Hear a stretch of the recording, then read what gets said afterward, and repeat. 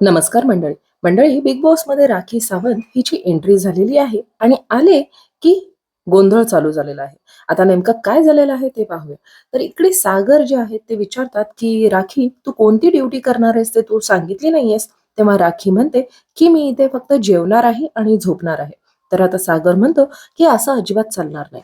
तर आता यावर राखी म्हणते की आज मी सती सावित्री दिसतीये, पण उद्यापासून मी गांधारी आहे. तर अशी मित्रांनो, धमकी या आठवड्याचे राखी देते. नॉमिनेशन्स जे तर आहेत ते आता राखी इथे सावंत अनुषा हिची सुद्धा हातामध्ये आहे कन्व्हिन्स आणि करायची राखी कोशिश सावंत करते आता की ठरवणार ठीक आहे आहे, की तू माझ्यासोबत ठरवणार ऍटलीस्ट आहे जेवण की तरी बनव. कोणकोणते तर सदस्य राखी या म्हणते घरामध्ये कोणीच राहण्याचे मला योग्य काही आहेत, सांगायचं नाही की मी कोणकोणते काय नाही करावं, आणि काही त्या नाही. बेसिसवर नॉमिनेशन्स होणार आहेत. आणि ते आपल्याला लवकरच कळेल की कोणते सदस्य जे आहेत ते नॉमिनेट झालेले आहेत.